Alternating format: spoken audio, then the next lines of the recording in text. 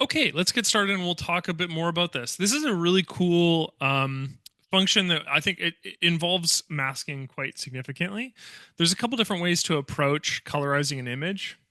There's a way, the first way is using just a blank layer and then using the eraser tool in combination with the color. I typically don't show that method, and the reason why is because if we do that method, we're it's very difficult to change the color if we don't like the color we're using. Versus using a mask, what we can do is we can fill an entire layer with a color, as I will show you later, and then we can use a mask to not change what we've colored with the photo per se, but rather just change the color itself. And so it gives a really easy process to sort of trial and error different colors, which is going to be a big part of colorizing an image. Obviously, there are automated processes that do this for you. And they, to some degree of success or failure, but also just learning how to do this manually in ACDC is a really useful because it has so many different tools that are associated with it. So it's a really good way to sort of begin the process of understanding layers in ACDC. So I have this photo in particular. I will open it up and I'll show you. Pretty simple. I think I'll focus mostly just for expediency and time. I'll focus mostly on just colorizing the actual man himself rather than in addition to the bike. The reason why I like this as an introductory photo is because it has this white background. So what that enables me to do is use a variety of different blend modes that are not affected by the background. So it's a perfect introductory function. Um, so we'll be talking about masking in correlation to so sort of colorizing an image. The very first thing you're going to want to do is actually going to be in view mode. So if you're looking at a photo, one of the barriers to colorizing an image, if you open up an image in edit mode, for example, one of the things you'll notice right off the bat is that if I try to color my image, um, when I go to click a foreground color, for example, just as a test, I could go into the yellow range. Um, and you might notice that the foreground color picker itself doesn't change when we make that color change using the picker itself. And so what that means is when I go to say draw on my image, although this I'm just going to get rid of this in a second, you'll see that it follows a grayscale spectrum, which means that this image is currently is it's basically its data is in such a way that it's only a grayscale image. And so what we need to do is we actually need to convert the color mode on the image in order to allow us to colorize the photo to begin with. So on the image that I've provided you, it's already a what we call a true color image, which will be perfectly suitable for colorizing an image. However, many images that you will download or you're working with will be in grayscale, and so we have to address that. So you can't color a true grayscale image; you have to adjust it first. So how does one do that? Pardon me. Well, ironically, it's kind of buried. It's in view mode. So if I take this image here and I navigate to view mode, this is the one that I know, for example, is a grayscale image. I will direct you to tools. And under tools, there's this section called modify. And modify has a change color depth tool. And as far as colorizing an image goes, there's only one mode I want you to be aware of, and it's the true color mode. So if it isn't, your image is not in true color, it won't allow you to go about the process of colorizing your image. So in the case of this image, as you can see, it's firmly within the black and white gray column here. So at 256 grays, pretty standard.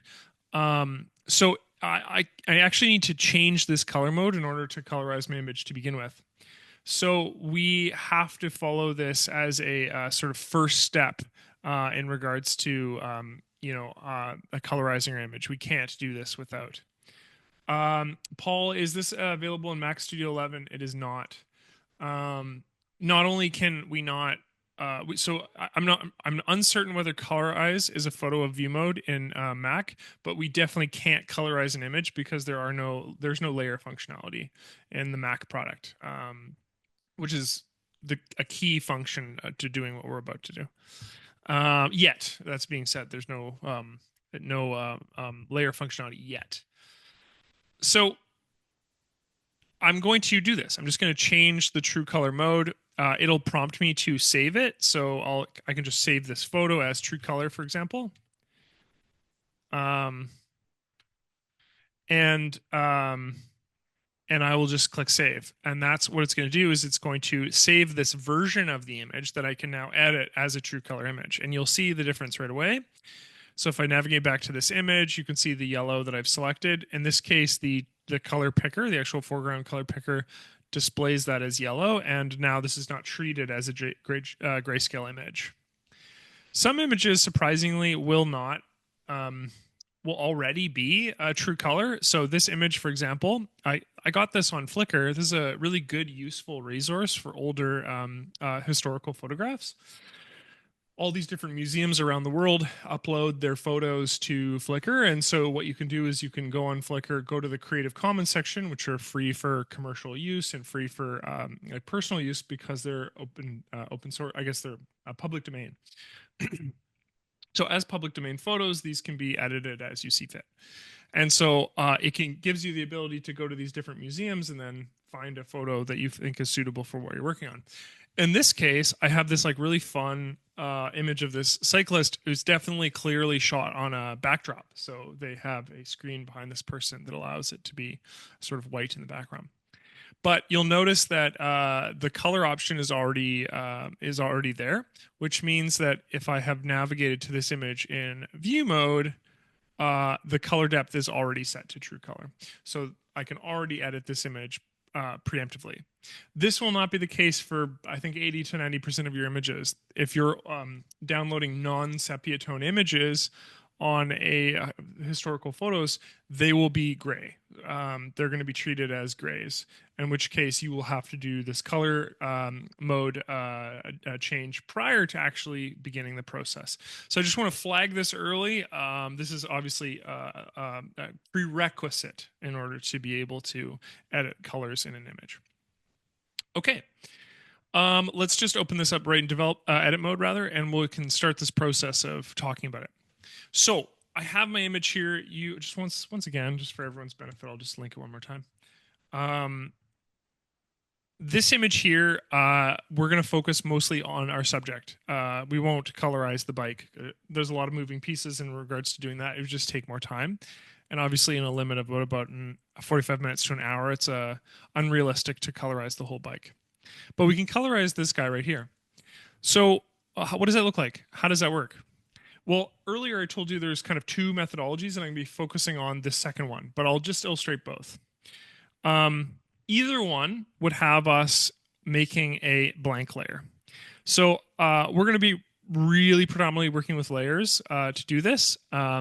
This is not going to be simply a brushing or painting on directly over top of our photo, but rather working with different blank layers to implement or add a new color, a second color. So we can still work from our base of a grayscale image here. And what I'm going to do is I'm going to navigate underneath layers. I'm going to add a blank layer using this little plus icon here. And what that does is it adds a layer that contains no pixel information whatsoever. As a result of that, we can actually add pixel information to this layer. And as such, we can blend it in such a way that applies that color over top of my image. So what does this look like? Let's just illustrate this really quickly using green. So I'm going to take this kind of sagey green color. I will just, let's say I'll just draw like a little bit of green right here in the center of my image. And as you can see, this layer is now a representative of what I see on my preview window. So there's a little bit of green in the center of it. Now, if we were to apply a blend mode, which is a big component of what we're talking about here, we're going to use blending a lot. Just to understand blending a little bit, blending works similar to transparency. So if I was to reduce my opacity to 50 to make this transparent, you can see that the color representation of this green blob in the center of our image is reduced. What this information tells me is that of the pixels represented in this green blob, 50% of them are being shown or illustrated to us, and 50% of them are hidden from us. As a result of that, the tightness of those pixels results in a transparency. So it results in us being able to see some of the pixels that exist beneath it, while still being able to see 50% of the pixels that are green in this case, which provides this sort of visual representation that we see here. Now, that's just opacity. So when we're looking at colorizing an image, we're going to be working with this little drop down arrow that appears to the left of opacity. This drop down arrow is going to list a whole variety of what we call blend modes. Blends in general are they're going to work similar to the way opacity works, and then they're going to change the relationship of the pixels to our base image. That is kind of beyond the scope of this workshop, but know that these are all kind of algorithmic in the way that they work, and that that these blends will have differing effects predicated on the foreground and the background color and the brightness of either. So a really good example, and the one that we'll maybe focus on a little bit today, we're probably going to be focusing on overlay, soft light, maybe a bit of hard light, and color. If I click on the color blend mode, the color from our topmost layer, our layer 1 here, the green blob, will be taken and then directly applied to the layer beneath it. But one of the things that's kind of interesting about this is because our background is truly white, it is basically has a color code of 255, 255, 255, meaning it's fully white. It's not like a gray or a black. As such, this particular blend mode has no effect on the white portion of our image. The only place we can see a certain effect here is in the lettering of marathon, which we will fix eventually. So I'm showing you the first method, and then we're going to illustrate the actual, proper, correct method to approach this. So I could, technically speaking, I could take this little green blob that I've created, and I could navigate to the eraser tool, and I could begin the process of erasing where the blob isn't predicated on this blend that I've added.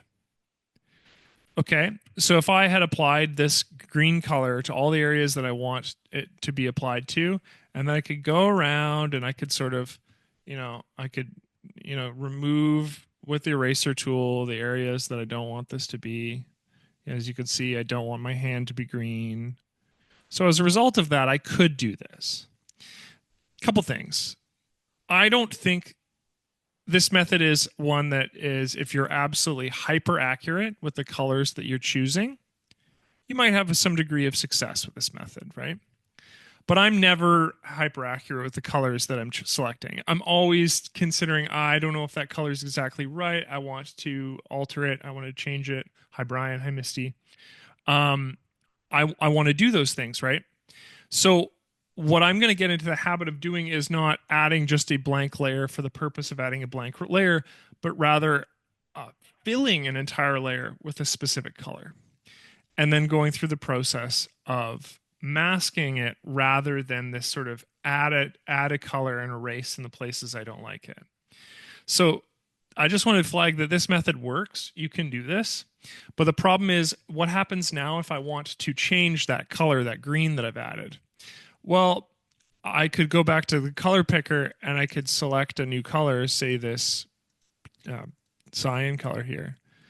But it puts me in this position, where I now need to reapply this color. And as a result, I would need to, re-erase it in the corresponding places. So this is not This is not being time sensitive on, like, if I wanted to expedite this process, right? If I wanted to create a process that was fast and efficient, this wouldn't be the one that I would do, right?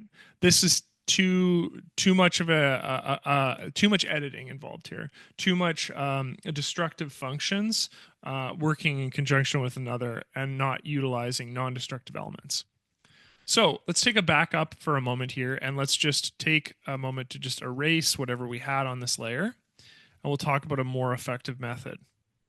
So this layer one here, is now empty again, and we will work with it on the basis of it being empty. So what I'm trying to flag is that there's multiple ways to do this, but the way that I'm instructing you now is going to be the one that's going to be a bit better of a function than the one we saw previously. So we'll take that green actually again. It was quite nice. Was it this one? It's probably this one. So I've gone ahead and selected a color from my foreground color. Instead of me drawing it on necessarily with the brush tool itself, what I'm actually going to be using is the fill tool. And the fill tool is going to allow me to choose the areas that I want to see this color added rather than to have to go back and forth and erase in correspondence. So very key that I'm operating on a blank layer. I don't want to be filling an existing layer. So this base image here, we will never use this again. This is a reference layer. What we're actually using are these going to be these series of blank layers in conjunction with our image. So I will take this blank layer, and what I'll actually name it is, let's just name it the shirt. Because with this layer, we're going to be using this layer to colorize this sweater that this guy has on. So if I, in fact, actually, he does have a shirt on, so we should rename this. We'll name it sweater. There. So I will fill this layer. So I'm going to use the fill bucket tool, this guy right here. Oh, I just realized I don't have my mouse highlight on. There we go. That's probably going to be easier to see. So I'm going to fill using this tool right here. I'm going to fill this background area. So let's just illustrate what this has done. So this green layer looks like this. So you can see this on my image layer here. You can see that it still has a reduced opacity. So this sweater green is being applied to the whole image non-discriminately. So the fill bucket tool just fills the blank layer. Now, with that being considered, we can apply a blend to this, and blends will take that layer or that color and it'll blend it in with the background layer, the image layer beneath it. And I just want to make sure that this was in fact the color and it wasn't this one. Oh, it might have been that one actually. Okay, so either way, I've filled a blank layer with a color. From here, what we need to do is we need to actually instruct this color to operate only on the areas that I've selected it to operate. Because right now it's being applied to the whole image, basically non-discriminately. We don't see it in the background right now, this white area, because of the particular color mode that I've applied here. But if we were to just move it on to normal for the time being, we can change that color mode once we've actually made an appropriate selection. So you can see that green is being applied to my whole image. What I'm going to do is I'm going to take this layer and I'm going to apply a layer mask. So a layer mask allows me to, and I've talked about this extensively in other workshops, but a layer mask allows me to select and choose the areas of my image that I want this effect to be applied. A layer mask is a selective method, non-destructive method by which we can apply a certain color. So layer masks operate as binaries in the sense that they have a on and off. And to understand the on and off, we merely need to think about this square here, this mask that appears, as being either black or white. White, as you can see, shows that this effect is applied, meaning the white turns the effect on. And if I invert it to its binary opposite, which is black, the effect is not applied at all. So you can always click on a mask and set it either black or white to turn the mask fully off or fully on. The unique aspect of this is in conjunction with other tools like the brush tool, for example, this gives me the ability to brush on this effect in the areas that I see fit. And probably where you're taking from this is, well, what Adam's going to do is he's going to brush on just on where the sweater is. And as a result of that, that applies this effect, but only in the area that he has determined that he wants it. So while green is being applied to the whole image, the existence of a mask, this mask either be being turned on or off, will only apply that selection in particular areas. So a key element to this is just adding the mask on itself is the first step. But what we need to do is we need to make sure that that mask is set to black. And the reason why is because I don't want that green effect to be applied to the bike and the pants and all these things. I just want to brush it on where the shirt is. So, and the reason why I'm doing this is because this selection then is treated differently from the fill color. The fill color can be changed at any point, and the selection can be changed at any point, but they're now split. They're not associated with one another, which is what was happening when we were using the just the blank layer and the eraser tool. Okay, so I have selected my mask. It is black, meaning the mask is turned off.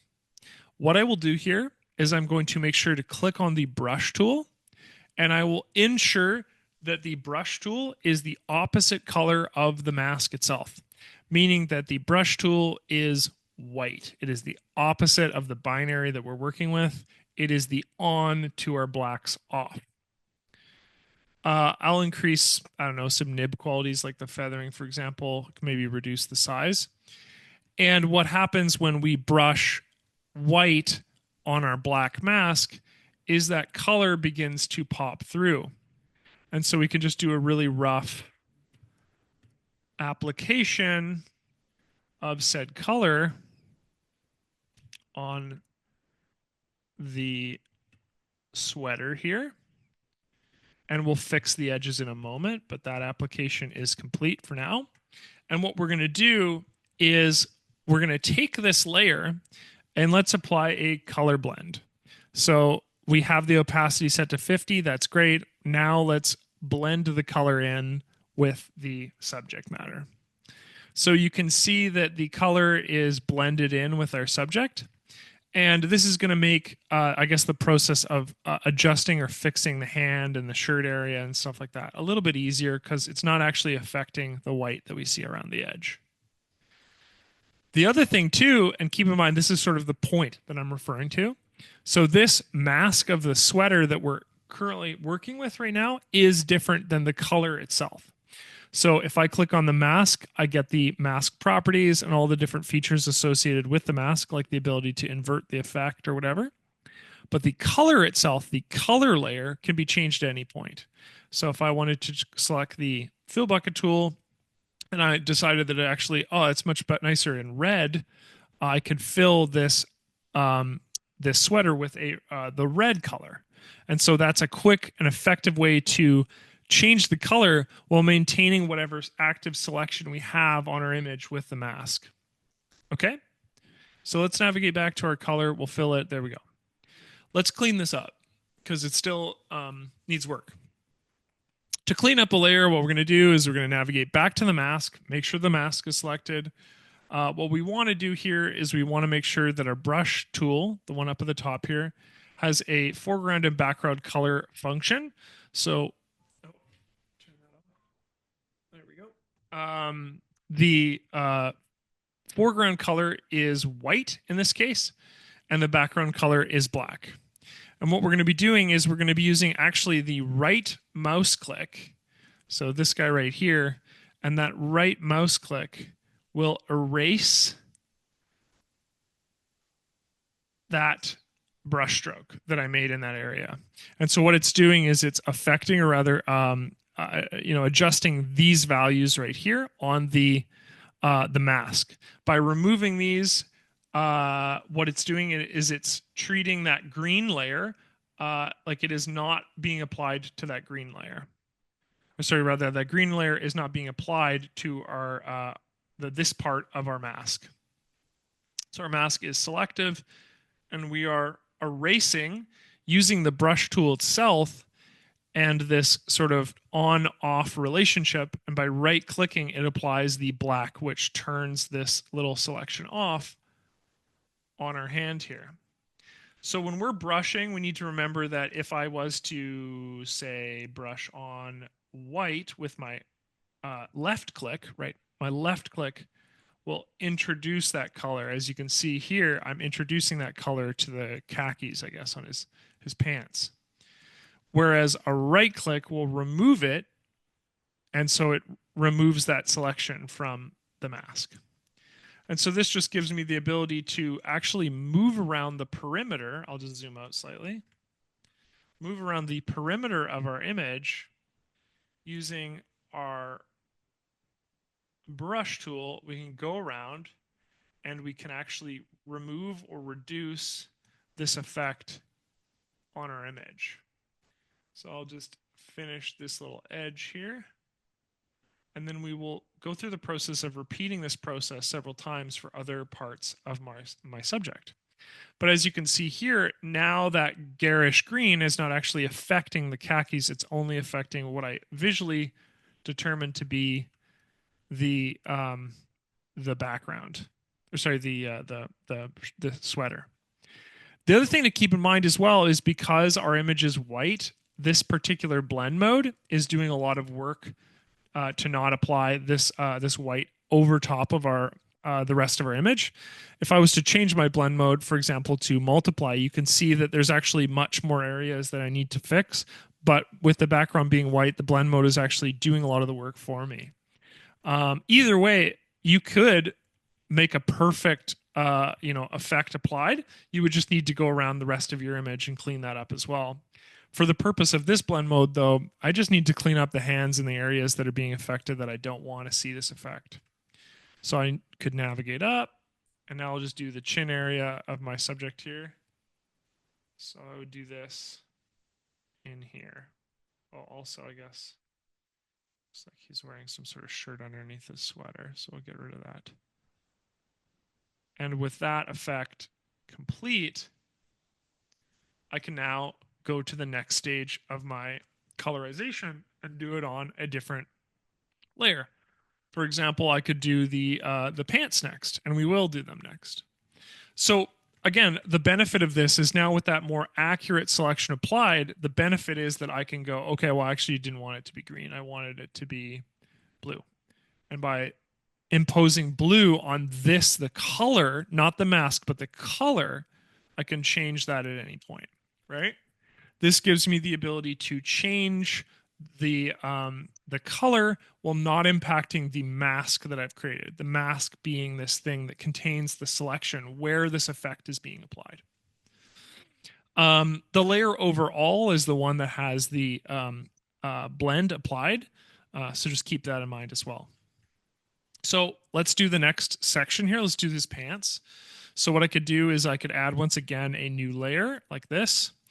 And what we'll do is we'll fill this layer with a color. We'll fill it with this kind of khaki yellow color. There we are. And then what I'll do is I will apply, the second step to this is to apply a blend or a mask to this. So I'll add a mask here. I'll make sure that the mask is set to black so that I can be additive of where I want this effect applied rather than reductive in taking it off of parts. I want to add it where I want to see it. And then I'll just make sure that this blend is applied. I mean, color might be a bit strong. We'll see, but we'll test a couple different blend modes. And so when I navigate in, I move into my subject here. I can take my brush tool and I can paint on white. And by painting on white, it turns this effect on. This brush is huge. So we'll zoom in. And I can always right click to remove the effect if it has gone too far ahead of where I want it to see. Are there any questions while I'm sort of painting this on here? Does anyone have anything they're curious about, or is this making sense so far? This process is a manual process, so it will require you to make manual processes like this, require really good selections. Okay, this is quite a strong color. Let me see if I can do soft light instead. Soft light is too soft. Let's see here. Overlay, perhaps? Nope. Definitely color. We just need to reduce the opacity. Probably about 70. There we go. That's a bit smoother and cleaner looking. It holds on to that sandy color of these pants. Then what we'll do is we'll navigate to the next place that we see these pants, which is lower here on the selection. Lower here rather on the layer. And we'll go through and we'll fill this as well. Then clean it up. So we'll fill all these areas. Actually, let's fill them first, and then we'll clean up the rest. So that's pretty good. So we'll just go through and we'll clean these edges up so that this color, this taupey sort of color, isn't being applied also to the cogs in this chain here. Clean this up. This is again just right click, left click. So right click is what is removing it from view. Left click is to add it. So by going back and forth between the two, right clicking and left clicking, it either erases or adds in correspondence with what I'm looking at here. Leave that on.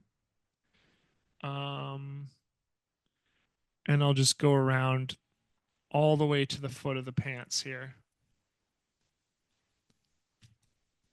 And let's answer some of these questions that people had. What did you click to add the layer block on the right? Yeah, so this layer block, this is the mask that appears underneath, that appears next to the actual layer. So the mask can be added. I'll just add a new layer just to illustrate this. So this new layer, I could then add a mask by clicking the Add Layer Mask button, which is right here. This button is what adds this sort of relationship or black or white relationship to my image here. Without it, I'm just painting on the layer, as you can see I did right there. Painting on a layer doesn't get the effect that I'm trying to get here. I need to make sure that the layer is painted in full. In essence, that the whole layer is a single color, and then the mask turned off in this black. This mask appears as black here. This enables me to actually be selective about where I'm applying this effect. Dwayne says, it appears you are very good with your brush. Are there settings on the brush that make this easier to pick out the edges of what you're trying to mask? Yeah. So there's 4 settings for the brush tool, the nib tool. The one that is most obvious, and I'm sort of adjusting with the scroll wheel on my mouse, but it's the size of my image, or sorry, the size of my nib. The next one is the feathering. So what the feathering does is it creates a gradient from the edge, the inner edge to the outer edge. And what it does is it slowly applies the effect until the effect is essentially a 0 at the outer perimeter of that feathering. So what this does is it provides like a really smooth way to use the brush tool, because the effect is dullest at the furthest extent and most intense at the effect, the area, the inner perimeter of the nib. So just think of this as a gradiated way to address the edges. Opacity does exactly what you think it does. It actually reduces or heightens the opacity depending on what you've applied. And then flow, let me see if I can remember what flow does. I use it less often. Flow, I think, has to do with the relationship of painting over top of your layer. So if you are brushing, flow will actually, let me just verify this. Yeah, I think that's what it does. Yeah, I think in a case where I have like a more intense opacity, lessened opacity, what flow does is it paints over the area, and so basically it'll I think it'll what it will do is it'll change the relationship of what you're brushing to what you have brushed. So it'll make obviously with a lower flow it'll repeat. It'll look like there's a repeated pattern on it. I'll illustrate it when I'm actually done this layer here. Um, Whereas the tools that you're going to use most often, I think, in conjunction with brushing, is really just feathering to change the edge perimeter of your selection, I guess.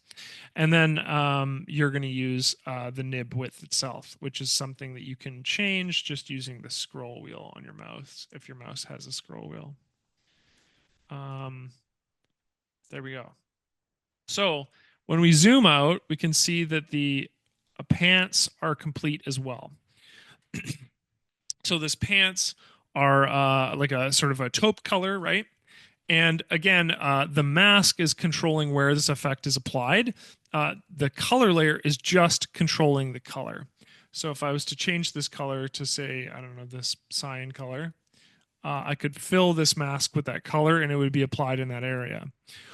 Also, when you're using really subtle colors like this khaki, for example, this might be a useful tool to do is to change the color to something more intense hue wise, and it can help you determine where areas need to be fixed in your composition.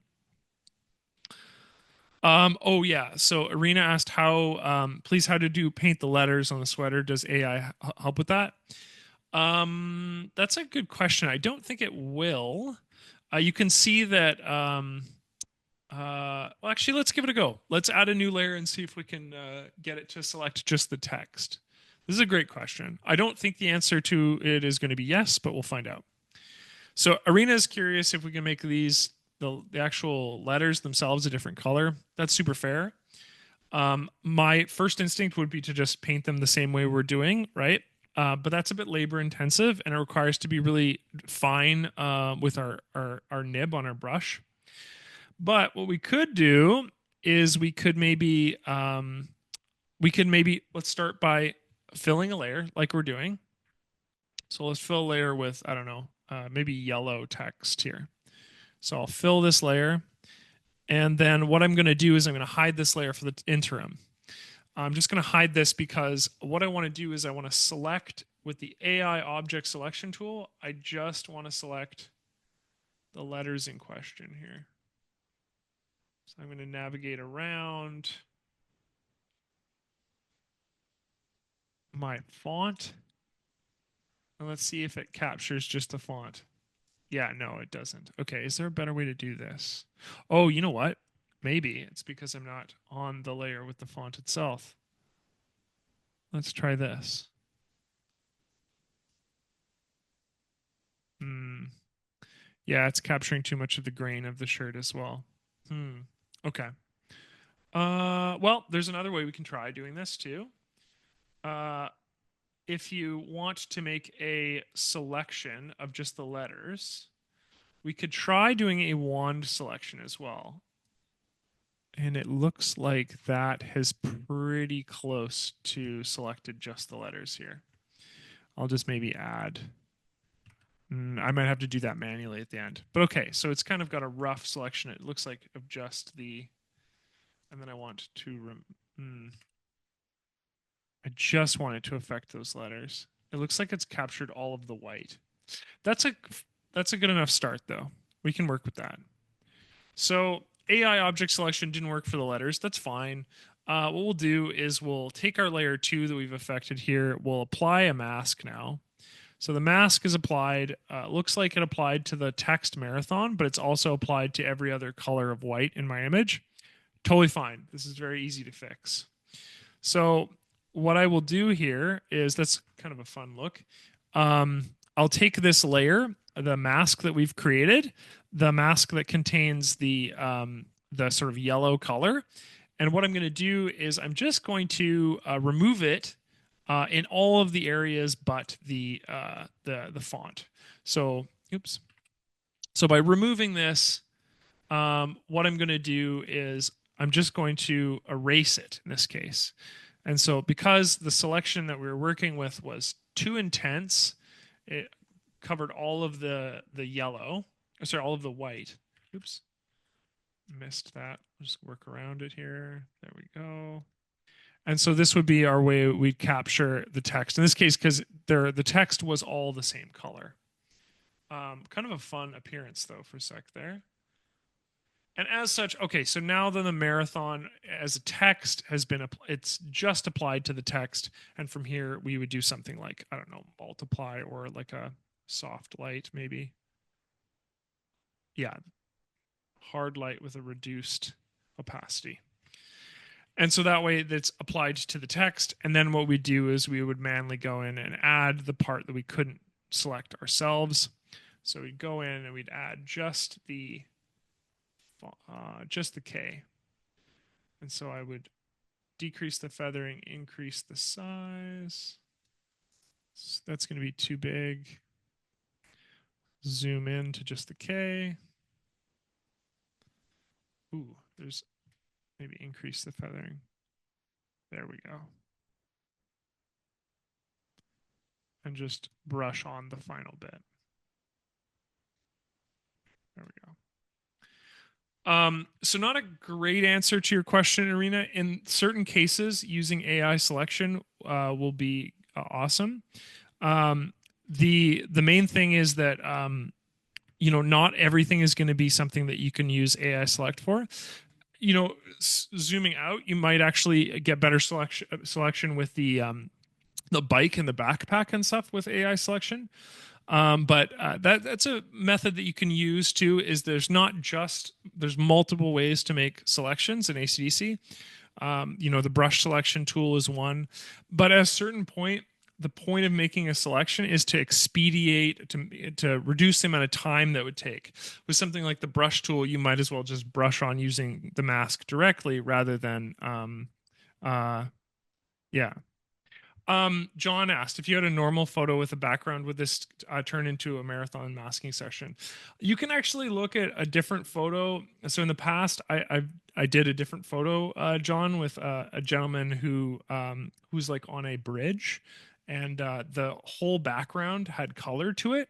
So in this case, I'm using an example that sort of allows you to move past that because there's so much white in the background that's not going to be um, captured. But keep in mind that technically speaking, this white could be captured if I was using a different blend, right? Like there's all these different ways that at the end of the day, colorizing an image is going to be a very labor intensive process, right? It's like going to require you to make a lot of manual adjustments to your image. What I'm trying to illustrate is A, that it's possible. B, that it's possible to do this while still being able to preserve the non destructiveness of the colors you're adding and maintaining masks. To a certain extent, though, it's going to be something that you'll always want to do in such a way that's non-destructive and that you can go in and make adjustments because the manual process of making lots of selections with masks in this case is one that is labor intensive, right? Yeah, you remember that? Well, the edges of that photo, right? All of that was affected by the colors we were adding, right? All of it was. And I believe in that image, I did something similar where I colorized the person's, clothing, that sort of thing. So, no, no way around it. Colorizing an image, it is a time. It takes time, right? It's something you do manually. That's the other thing too. Some of those tools that colorize your image automatically using, pardon me, AI, they do a really good job, and they might be worth exploring on their own merit. This gives you the ability to actually do that process yourself and sort of illustrate in the same way, sort of a really rudimentary or fundamental understanding of masks at the same time. So, plus it was a request from a user from a workshop perspective. So anyway, so without sort of going further, too much further on here, the process by which we edit and add color to an image is firstly we need to make sure that we change the color mode of our image in view mode. Then what we do is we go through the process of adding a blank layer, filling the blank layer, and and then going through the process of of masking that part, masking out the area we don't want to see the filled color. Claudia asked, advice for skin color for different ethnicities. Great question. I would use a reference photo, you know? Um, yeah, a color reference photo. And the what I mean by that is that if you were to open up an image, say of, I don't know, somebody who's like really dark skin, African person with like dark skin, what I would do is I would take a color photo of that, and then I would make sure to, roughly equivalent in hue, and then I would just color pick the colors in question. So the color picker tool, the eyedropper tool, is going to select a color. So in your reference photo, you can actually select the color in question. So if I click, I will select a color. And then what you can do is you can navigate to the foreground color and actually determine whatever that color was and just copy the hex code down at the bottom. This hex code will produce the color for you. I'm just thinking if I can give you an example. Let me save this. I'll save this as my edits, and I will show you what I mean. But yeah, I would use a reference photo if you can. Ultimately, all skin colors, regardless of your ethnicity, fall under the orange hue. So you can find, if you were to click on the orange and then reduce the saturation or the darkness, it will be somewhere in there. And I'll show you exactly what I mean. So let's go to a people photo. Let's find somebody who is darker skinned. For example, this woman right here. And if we were to use the color picker on her skin tone, so I'm just selecting her forehead in this case, I can click there. And then when I click, it is right here. And you can see that this color is something that I can copy. Keep in mind, again, like I said, all skin colors, regardless of your actual, intensity or darkness or lightness of your skin, whatever, all of them will always fall under this kind of orange spectrum. That's just the way skin works. And then it just changes brightness and saturation in relation to that. So this could be the color you work with. I might take a couple samples and then just put them in a Word document or a notepad or something like that. Take a couple samples while you're here, because one color might work better than the others. Then I would maybe say, okay, well, if we look at a different person's skin tone, let's say this person's skin tone, right? We could take a color here. Let's take one like right there. So here's this skin tone right here. Once again, higher brightness, higher, slightly increased saturation, but still within the orange spectrum. And I can copy it here. If I click on right here, once again, orange spectrum, slightly more intense saturation. If I navigate to somebody who's fair skinned, this woman, for example, actually, let's do her. If I use the color picker here, select here, custom right here, and this, very gradual movements. Some areas with highlight are going to be lighter, right? So we'll click here. Yeah, you can see that moved down slightly. It's because of the shadow. Let's see here. Somebody who's almost palely white. Someone who's way brighter. Yeah, so that's quite a bit lighter than the previous one. And you can see, again, orange spectrum. Looks like low, very high brightness, quite low saturation. So Claudia, what I would do is use a reference photo, capture the color on the reference photo, and then but it's always orange. And what I mean by that is, so when I say it's always orange, so this hue right here represents a true hue, and this area of the spectrum is the orange area of the spectrum. These qualities tell us that this particular orange is this particular brightness, right? Brightness is that vertical column there. In that the further I go up, the brighter it becomes. The further I go down, the darker it becomes. Saturation is the horizontal, so the y-axis here. Uh, this is desaturated colors, and this is more saturated colors. So saturation is the horizontal axis, brightness is the vertical axis, and hue is this axis, right? So this gives you an interaction, but skin color, regardless of ethnicity, uh, um, place of origin, is always going to be in the orange spectrum, and then its variations on saturation and brightness.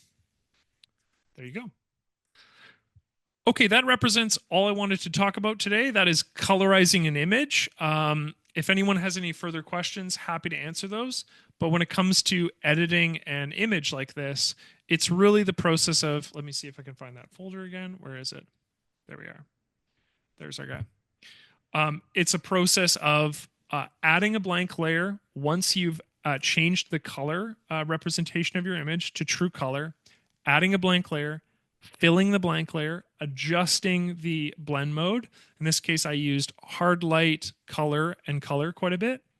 And then you take a mask. So we add a mask to our layer.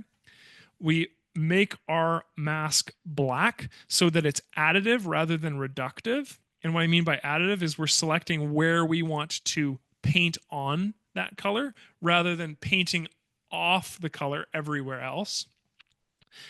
And then what we do is we make sure that our brush tool is a white brush, because when we make our mask black, to turn that part of our selection on to reveal that color, we need to use the white brush. And from there, it's just a matter of getting into it and brushing on where you want to see that color. This process can be repeated multiple times. And by repeated, I mean that we can add new layers with new colors to add to for different parts of our image. And so we can rinse and repeat this process of adding a new blank layer, filling the blank layer, making a mask, and then filling selectively the mask as well. Yeah. BDL asked, how to save the image and also way to save, maybe change again. Okay, so this is a great question. I didn't go over this, but I would make sure that when you're editing your image, save your image as a proprietary ACDSee file. This is the topmost file in edit mode. It should be the default. Saving an ACDSee file will produce a file that maintains the editability of it. What I mean by that is when I open up this image, you can see that it's an ACDSee file right here. This is the one I saved earlier. When I open this image, the layers are preserved, the masks are preserved, the opacity is preserved, and the blends are preserved so that I can adjust them in the future. If I was to take this image, okay, and save it as probably a JPEG or something like that, right? If I was to save this as a JPEG, what happens is it will be flattened, and in the process of being flattened, I remove my ability to edit those areas. So a JPEG will not contain those layers. It will not contain the functionality of those layers, right? So that's something to consider. Just making sure that you're saving your file as an ACDSee file upon save. That will contain those layers. That will contain those masks and all that settings. Does that make sense, BDeal? Let me know if it does. That's a great question. So something I glossed over in the process of this, so I appreciate that. Thank you, William. Appreciate that. Okay, awesome. As long as it makes sense, that's great. That's going to be the file you're going to be working with. Okay. If anyone else has any other questions, that covers it for today. Obviously, this is a process of this. I can only capture a small portion of what I can do today. But even in just a workshop where I'm explaining these processes, you can see that I can get quite a lot done in my image. So, Gord asked, can others without ACDSee read that format? No, they can't. They won't be able to open it at all. It'll be like it won't be a file that it will be a file that that the computer can see, but it won't be a file that can be interacted with in a program. So ACDSee files, like I said, are proprietary, meaning that they're something that belongs to ACDSee and that is editable in that context in ACDSee. Dave, you're so welcome. Thank you. John, thanks. Awesome. Frank, you were welcome. Gordon, thank you. Not, thank you as well. I really appreciate everyone participating. This is awesome. I'm in the midst of a move, so I'm my house is a mess, and I'm get in the process of getting that complete. So the next time I will have a workshop, it will be in a new home. So LJ, thank you so much. Irina, I don't, but I can. What are you curious about editing raw? What particular aspect of it is of interest to you? Um, Editing raw files is much like editing any other file in ACDC. The difference being, I would predominantly recommend editing in develop mode. And the reason why is because develop mode is basically works really non-destructively with raw files. You can open up a raw file into edit mode, but what it's going to do is it's going to compress the file into a JPEG, and that's what you're going to be editing. Um, yeah. Raw files can't be edited directly. You know what? This is a great idea for a workshop. I'll just book it. I'll book it. There's lots to talk about when editing raw. There's some distinctions there that need to be made. Not necessarily for you editing the files, you're not going to notice it, but just like understanding how raw editing raw files works. Totally great workshop idea. So I'll write that down right now and book it. It's a great suggestion. People always ask me what the difference between editing raw files are than editing JPEGs, and there's differences. So Arena asked about editing raw files in ACDSee. Awesome.